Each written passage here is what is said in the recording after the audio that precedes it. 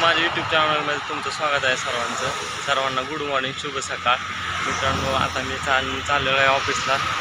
तर आता आपल्याला एक व्यक्ती भेटली. तर पाहू शकता तुम्ही, एकदम म्हणतात ना, मदत केली पाहिजे प्रत्येकाला, त्यातलं एक आणि अन्नदान केलं पाहिजे. मित्रांनो, तुम्ही पाहू शकता, आता मी तुम्हाला दाखवतोय. तर मी आता रस्त्याने चालत होतो, तर काही पाळीव प्राण्यांना बिस्किट टाकतात ते व्यक्ती. तर तुम्ही म्हणजे मी तर म्हणतो प्रत्येकाने अशी मदत केली पाहिजे. प्राणी असू द्या, माणसांना असू द्या, कुणालाही असू द्या, मदत केली पाहिजे. मदत हा परतफेडमध्ये जे मिळते ते नक्की आपल्याला याचा उपयोग लाभ देतो पुढं भविष्यात. मित्रांनो, आपल्याला इथं एक व्यक्ती भेटलेली आहे. तर ते म्हणतात प्राणीप्रेम. हे प्राणीप्रेम तुम्ही पाहू शकता. इथे काका आहे, ते कुत्र्यांना भाकर ते बिस्किट टाकतायत. प्राणीप्रेम खूप छान आहे, बघू शकता. काका, तुमचं खूप छान नियोजन आहे बरं का. खूप छान, म्हणजे प्राण्यांना असं खायला घातलं ना, आशीर्वाद चांगला लागतो. तुमचं काय नाव काका? खूप छान मित्रांनो, पाहू शकता तुम्ही. म्हणजे आता सध्या माणसं एकमेकांना बोलत नाही सध्या, पण बघा ह्यांचा हा जो उपक्रम आहे तो छान उपक्रम आहे. प्राणी माणसांवर प्रेम करतात, ते खरं आहे. तुम्हाला लाईव्ह दिसतोय हा उपक्रम. थँक्यू काका, बाय बाय.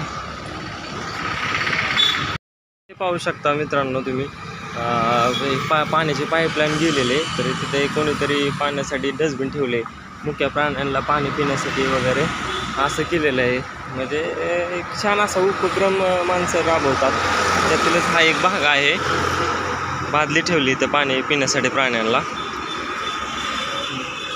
सध्या उन्हाळा चालू आहे ना, उन्हाळा चालू असल्यामुळे प्राण्यांना काय आपल्यासारखं बोलता येत नाही, पाणी द्या वगैरे असं. तर म्हणजे पाणी इथे बादलीत पाणी आहे, तिथं पशु पक्षी कुत्रे प्राणी येऊन पाणी पिऊन जातात. का असं खूप छान उपक्रम रावलेला आहे दादांनी यातलं कुठल्या तरी. खूप छान आनंद वाटला पाहून. अत्यंत तारंबळे आहे इथे आमच्याकडे. अक्षरशः गुरांना पाणी प्यायला नाही सध्या, शेळ्या मेंढ्यांना. तर मित्रांनो, पाण्याची किंमत कळते ती फक्त खेडेगावातल्या माणसाला. पाहू शकता तुम्ही, आता माझ्या मागे खडकवासला धरणाचा कॅनॉल आहे, तुम्हाला मी दाखवतोय. तर तिथं सध्या पाणी सुटलेलं नाही आहे. तर आम्ही गावकऱ्यांनी वगैरे आसपासच्या गावातल्या शेतकऱ्यांनी वगैरे भरपूर विनंती केली, पाणी सोडा. एकदा सुटलं, पुन्हा सुटलं नाही आणखीन. तर आपण पाहू, दाखवतो तुम्हाला. मी वारंवार अर्जही दिले. तर आमच्या इथला एक शेतकरी उपोषणाला बसलेला आहे. पाण्याचं आश्वासन दिलेलं आहे, परंतु पाणी आलेलं नाही. आणि तर लवकर पाणी सोडावे अशी सर्व शेतकऱ्यांची विनंती आहे.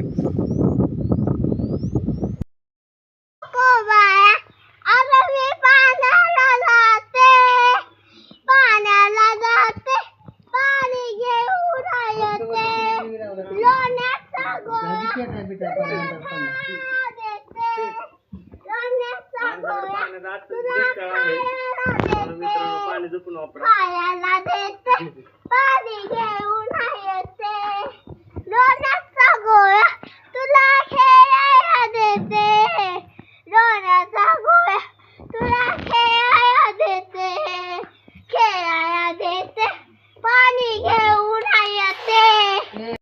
मित्रांनो, आमच्याकडे पाण्याचा अत्यंत दुष्काळ आहे. उन्हाळा असल्यामुळे आम्हाला असं हंडे घेऊन पाणी आणायला जावं लागतं.